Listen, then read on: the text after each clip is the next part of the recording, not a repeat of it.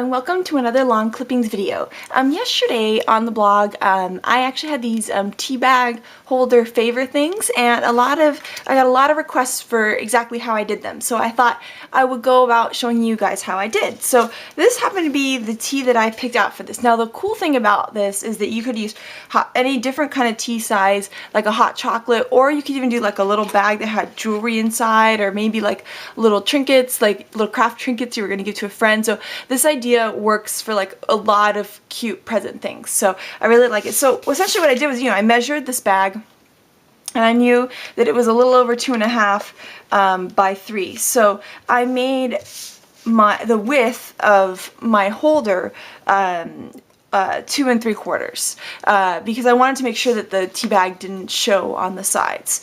And then how I decided my size was, I knew it was 3 inches tall, so I got to 3 inches, and then I wanted a little base, so I picked 1/2 inch. You could probably pick wider if you wanted a wider base, but I just thought it would look a little more like kind of a cute envelope tea bag kind of look this way. So I did 1/2 inch, and then I needed the height of the tea bag again, so that got me to 6.5.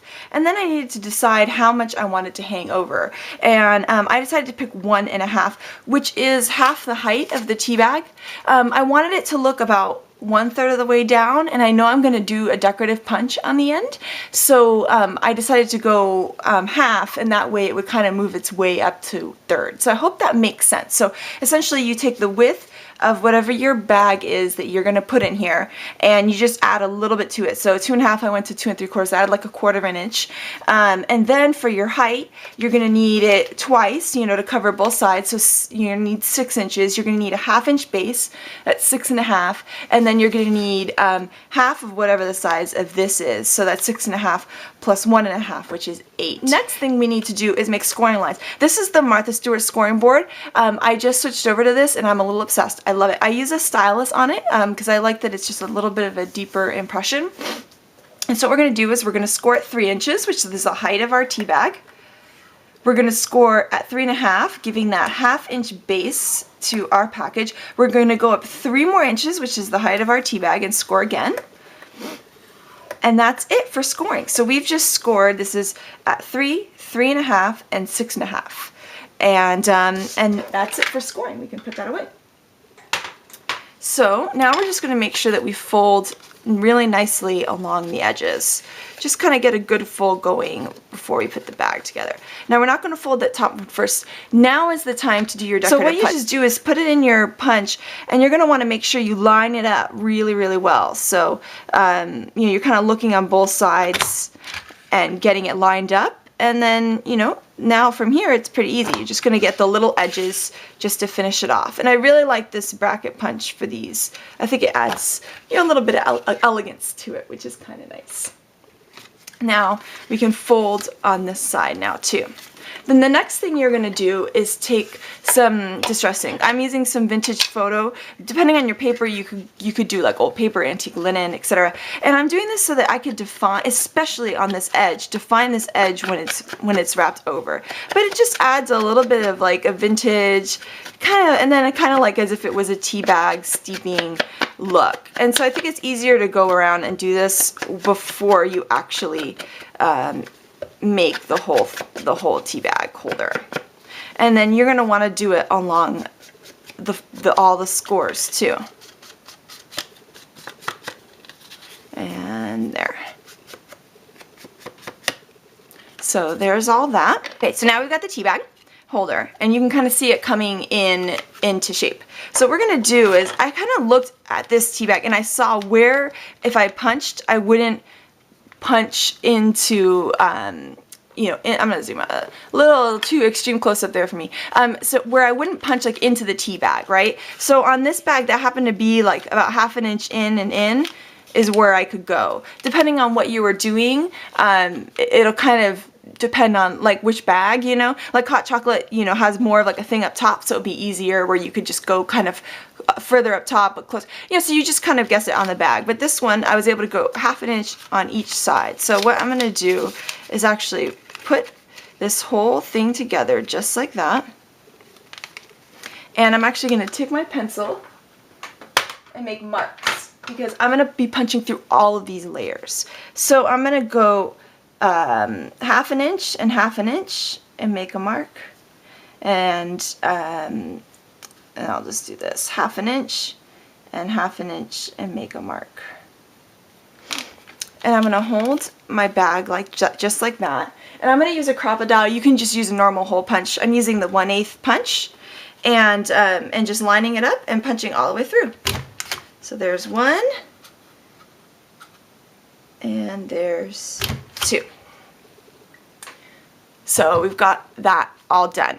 Okay, so we're going to line everything up, and then we're going to take our gingham ribbon, and you can decide here if you want to do a bow or not. I'm going to do a knot because I'm not the best at bows, so I'm just kind of guessing how much ribbon I'm going to need.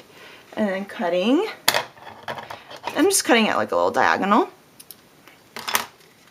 And then I'm going to thread this next through in. I think if it's easier to thread through things like this, in my opinion, if it's got that little diagonal to it. So, make sure that we're all here.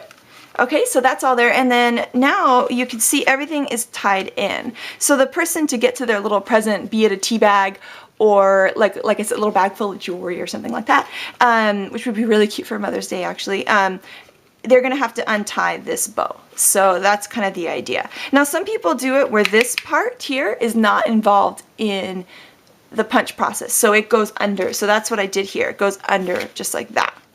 So you can see the present really easily. I think this is super cute this way too. It just doesn't stay that solid. And because I happen to be making these for a wedding shower where they're going to be kind of all laid out for people to pick up, I wanted it to be a little more solid. But this could work. Actually, it could be really, really cute if you used, here's some, I'm working on doing a flower resin video for you guys. Like you could put a little flower on there and have that be kind of a holder, like a little brad or something. But so you can do it this way. I just happened to choose this way so that it was a little more solid. Just for this case. So I'm just going to tie a knot.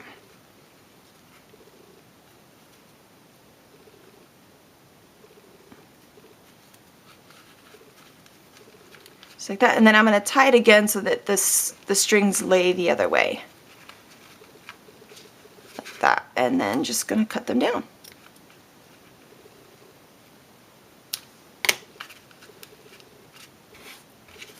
So now the actual tea bag holder is all set. Now what I like about this little tea bag holder is that it looks like a tea bag. So I decided to make little tags for them. So I wanted to show you guys how I made that. So I have teeny tiny backdrops out, and this is the hearts from them. And I'm going to use some malted milk ink, and just get out a piece of paper here so I don't get ink everywhere. And just add some to the middle here, and just put just a little texture on this little tag with the hearts. I think this, I just got malted milk ink everywhere. I think this is a really great color for when you want to do those kind of little backgrounds. This malted milk is just perfect. And then we're gonna go, and do that. Okay, so now I've got our hearts on there. And then the next thing I did was I was using papers from the Emma's Shop collection. So although I think this one actually might be from the Togetherness, but the colors are all really similar. So what I do is just pick one that kind of matches, a little sticker that kind of matches this one. So this yellow circle actually is pretty cool. And I'm just going to put it here, and it just depends on the shape. It doesn't matter, you just kind of put it, just to add some decoration to this, because then we're going to use Smitty's to type out a name. I always test it out to make sure that something crazy isn't going on, but that looks good. I really hope that's how she spells her name, this Jessica. And what I'm going to do is you kind of decide where, if you want to place it in the center or kind of off to the side. I think with this sticker off to the side is actually pretty cute.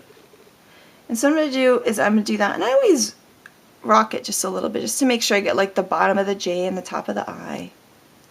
So there's our tag. And now I'm just going to pull from this is my giant twine. I bought it from like a bakery supply store, and I will never run out of twine. ever. And what I do is I just take a piece, just kind of guess. I do it in half. I put it through the gingham ribbon part, and then through the tag, and then I tie a knot at the end of it.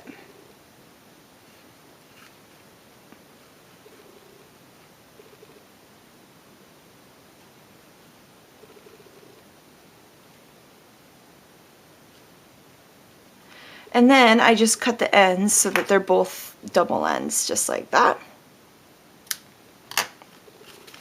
And we have a fun and cute favor, party favor. Or, like I said, this could be a present. So you could have put Happy Mother's Day or something like that on there too. Happy birthday, etc. So I'm just going to show you some other ones that I've done. So you can see kind of how they're all starting to look together. Oh, funny enough, I had already used this paper on one of them. But so all of these papers, you know, like I said, I'm using from the same collection, or, you know, same manufacturers, and so they're looking really cool together. I really like it. Let me move this white paper out.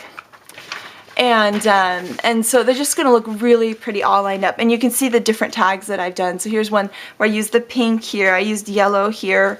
I made my own because I didn't have the list of guests yet. So I was like, well, I guess I'll make one with my name. And so, you know, everything kind of matching. And then the yellow gingham and the brown twine are all in, you know, in the same. And here's one where there's a sticker with a lot of writing on it. And so I just put the name a little bit lower underneath the red because that was really bright. And you could totally see it. So super cute and fun, and actually really, really easy. Like once you got a rhythm going, it's gonna work. So thank you so much for watching, and I hope you guys have an amazing day.